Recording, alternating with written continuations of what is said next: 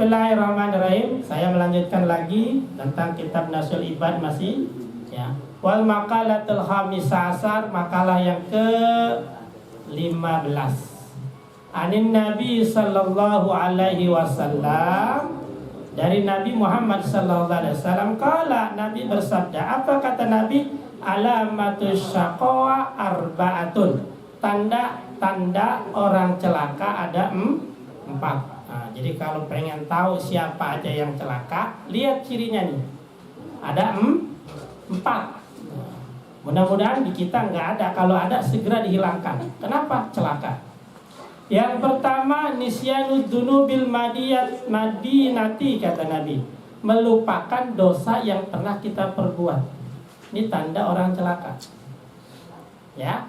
Jadi tanda orang yang celaka yang pertama, dia lupa atau melupakan dosa yang pernah dia lakukan. Min ghairi nadmin, tanpa ada penyesalan. Nah, ini celaka nih. Kenapa? Karena kalau orang lupa sama dosanya, pasti apa? Bikin dosa lagi.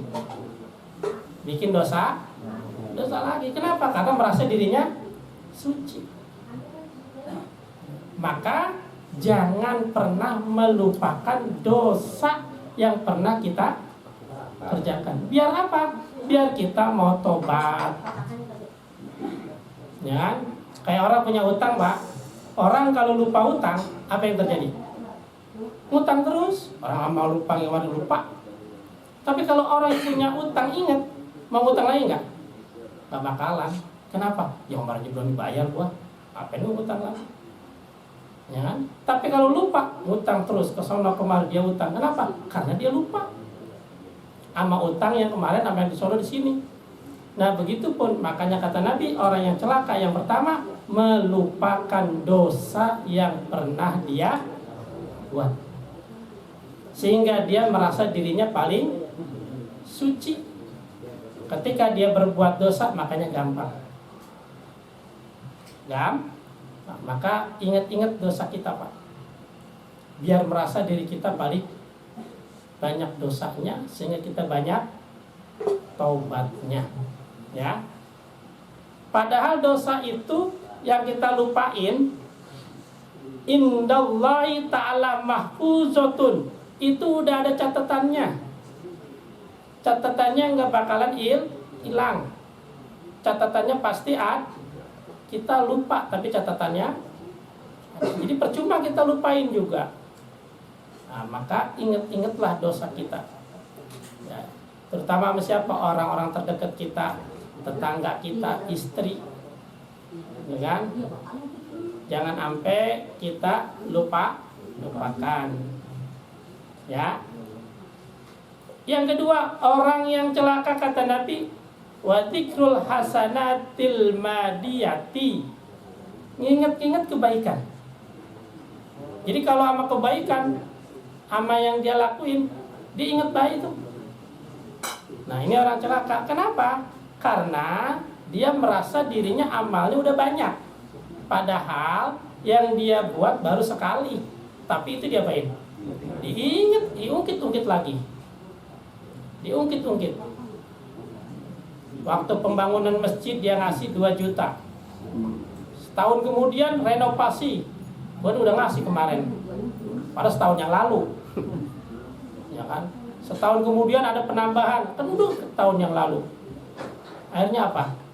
Dia nggak mau beramal lagi. Kenapa? Karena yang diingat, yang pernah dia lakukan itu dia pernah ngasih. Nah, jadi sebaliknya, dosa harus kita ingat-ingat, kebaikan lupakan biar kita mau melakukan kebaikan yang baru. Nah, ya kan? Nah, ini di kita nih. Ya, mungkin di mana-mana juga ya. Ada orang bertetangga sama kita nih. Bertahun-tahun kita tinggal bertetangga sama dia. Kita baik terus. Sekali kita berbuat jelek, kita bertetangga sama dia 20 tahun. Ini baik banget nih orang. Satu saat dia berbuat jelek sama kita. Yang kita ingat yang mana? Jeleknya kan. Ya kita ingat jeleknya, padahal 20 tahun selama ini dia berbuat baik sama kita. Tapi sekali dia berbuat jelek, ya kita ingetin itu. Bahkan yang kita omongin sama orang lain, kejelekannya, ya kan? Sama dengan istri juga begitu, suami istri, ya kan? Kenapa sekarang banyak keributan, perceraian? Gara-gara yang dilihat apa? Kejelekannya. Berumah tangga 15 tahun, akur. Sekali berbuat jelek itu si suami diingat terus sama istrinya. Akhirnya apa? Hancur. Ya kan? Sama. Guru juga begitu. Guru dia di kampung nih. Sekali dia berbuat jelek, yang diomongin apa? Kejelekannya terus. Jangan ngaji sama dia, dia begini. Jangan belajar sama dia. Kenapa? Karena yang diingat hanya kejelekannya. Tapi kalau guru dari luar, sekali ceramah 10 juta. Kenapa? Kita berani bayar 10 juta. Karena kita tidak tahu kejelekannya.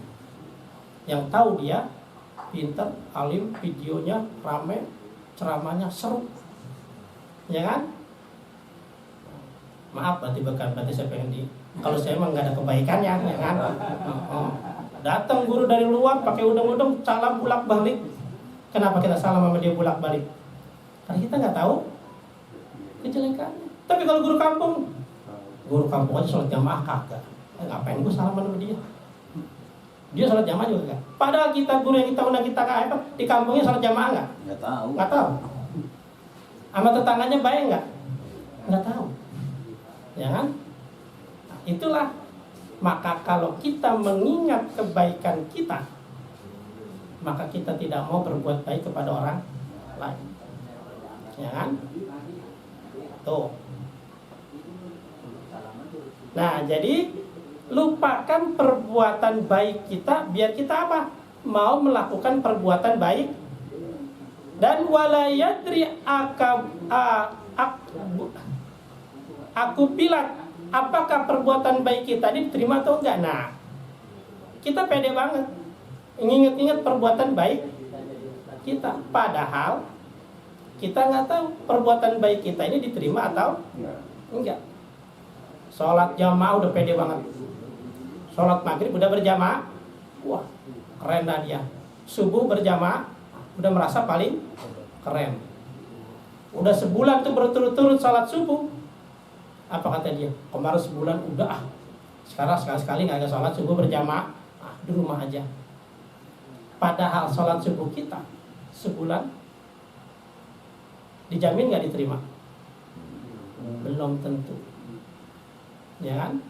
Gua ngaji ini selama sebulan kayaknya gua pernah absen, ngaji terus gua. Sekali-sekali kagak ngaji. Padahal amal ibadah kita ngaji selama sebulan, kita yakin diterima?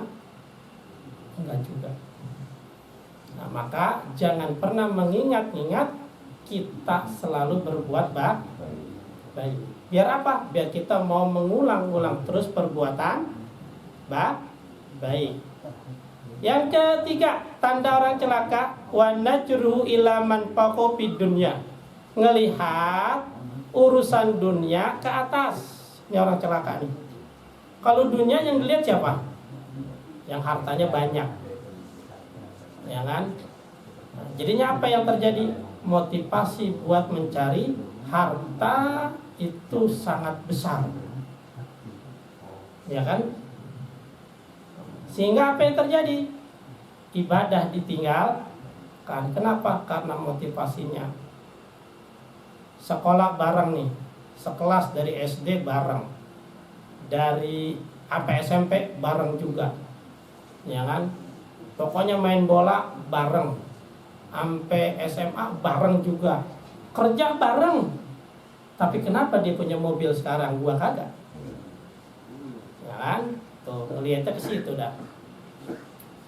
Akhirnya apa yang terjadi?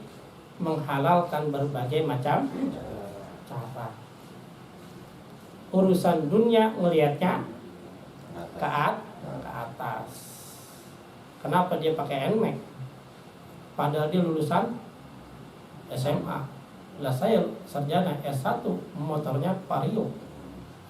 Ya kan? Nah, udah begitu Vario knalpotnya oblak lagi. Udah pecah, bunyi berbret-bret. Ya kan? Diselah lagi.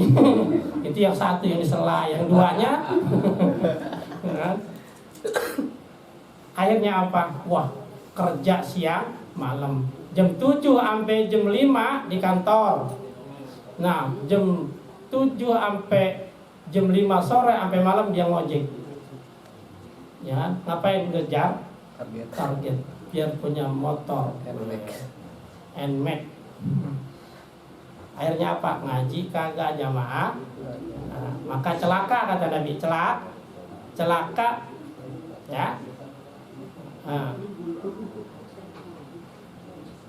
Jadi munculnya apa? Toma. Apa toma itu? Serakah. Ya, serakah. Walam yardo bil kismah, dan dia nggak redo terhadap ketetapan Allah. Gua mah nggak redo. Dan lebih kaya sama dari gua. Lah gua pintaran gua sekolahnya, tinggian gua sekolahnya, ya kan? Nggak terima. Nah, itu yang menyebabkan dia menjadi celaka. Yang keempat kata Nabi, wa najruhu ila man dunau biddin. Kalau urusan dunia ngeliatnya ke atas, pas urusan akhirat ngelihatnya man dunahu biddin, di bawahnya. Ya kan?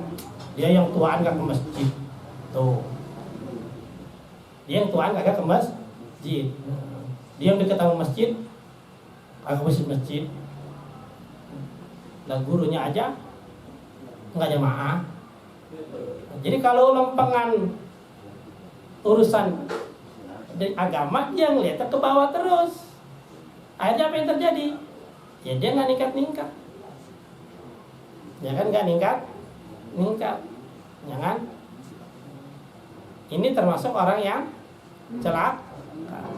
Ay al-amali salih walam yaskurullah ala ni'ami amalihi. Padahal Allah telah ngasih kita nikmat yang paling banyak.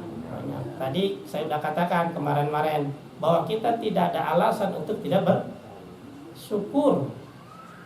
Nah, kita maka ada tabrakan, kita ketabrakan nih, masih bilang apa? Alhamdulillah. Motornya hancur, orangnya selamat tuh. Kan masih bersyukur kan? Alhamdulillah. Menyebut alhamdulillah juga. Alhamdulillah, beruntung. Kenapa? Motornya doang hancur. Orang lecet dikit tuh. Ya kan? Naik mobil tabrakan sekeluarga, yang meninggal cuma 1, yang 4 hidup. Alhamdulillah, yang 4 masih hidup. Padahal yang meninggal tetap alhamdulillah. Ya kan? Kenapa? Tidak ada alasan untuk tidak bersyukur. Alhamdulillah, anak-anaknya selamat. Emak ibunya meninggal. Ya kan? Kebakaran, habis ludes. Bilang apa? Alhamdulillah. Yang penting orangnya selamat. Ya kan? Nah, jadi tidak ada alasan untuk tidak bersyukur. Kita kerja gajinya kecil, maka kita bilang alhamdulillah kita masih bisa. Karena banyak orang yang nganggur, yang kepengen kerja cuman kagak dapet. Sampai ngomong begini sih, biarin dah gaji gue kecil, yang penting gue kerja. Kerja apaan kek? Ada yang gitu kan? Ya kan? Tuh. Yang nggak punya rumah, yang udah punya rumah walaupun kecil, alhamdulillah, walaupun ke rumah sendiri. Jadi tidak ada alasan untuk tidak bersyukur. Nah, tanda syukur itu kita aplikasikan dengan apa? Dengan meningkatkan ibadah kepada Allah. Kita melihatnya ke atas. Ya. Dia ya yang miskin saja masih rajin ke masjid. Kok gue yang kayaan enggak? Padahal Allah ngasih nikmat banyakkan ke saya, gitu kan? Dia kok ngajinya rajin banget, ya kan?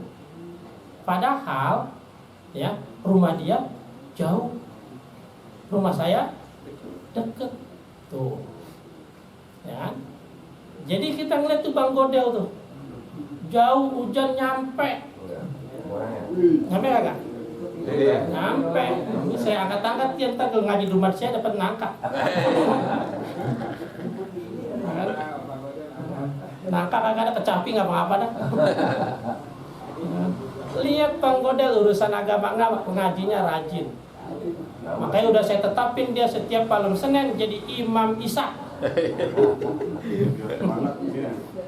Biar semangat. Tadi baca suruh Waqiah keren banget. Keren banget itu. Saya nggak bisa ada Arman ini. Besok Yasin kayaknya. Yasin ini mah. Tiap hari ngapal terus. Ya iya jadi ada peningkatan kan. Ya tapi semuanya Bang Godel dibaca, kalau semuanya ya habis jangannya. Nggak ada. Kita udah mau kabut tadi. Kita waduh sampai habis kayaknya. Iya dibaca nih. Ya. Nah, jadi dari hikmahnya jadi imam di rumah jadi ngapal terus. Ya. Itu. Nah. Jadi salah satu syukur kita adalah menjalankan perintah Allah. Yaqulullahu aradtuhu wa lam yuradni fataraktuhu wa alamatul sa'adah. Berarti sebaiknya orang yang bahagia, satu, dia mengingat-ingat dosanya, maka dia banyak istighfar. Yang kedua, dia selalu melupakan perbuatan baiknya karena dia akan mengulang perbuatan baiknya. Yang ketiga, dia ngelihat urusan dunia ke bawahnya, dan yang keempat urusan akhirat dia ngelihatnya ke atas. Itulah orang yang bahagia ya. Nah, ini saja yang dapat saya sampaikan. Mudah-mudahan menjadi barometer kita buat meningkatkan ibadah kepada Allah Subhanahu wa taala, biar menciptakan kampung kita kompak. Ya kan? Itu penting ya. Yang punya ilmu, yang ada waktu jadi imam ya terus. Yang ada waktu buat selawatan baik. Ya kan? Nah, yang malam Jumat yang ada waktu di masjid bareng-bareng di masjid. Jadi kitanya enak. Ya. Semuanya ada jobnya masing-masing. Ya, jadi isi semua ini, jangan sampai imam kagak ada. Bang Sapri selawatan baik, ya kan?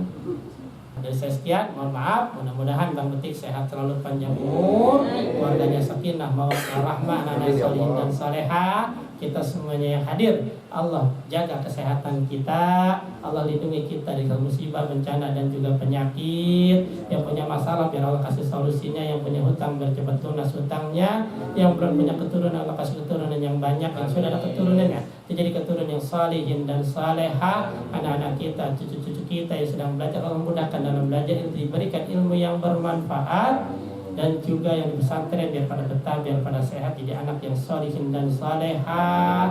Pengajian kita biar tetap istiqomah, masjid kita biar tetap makmur, dijauhkan daripada fitnah dan juga jika musibah bencana. Al-Fatihah. A'udzubillahi minasyaitonirrajim.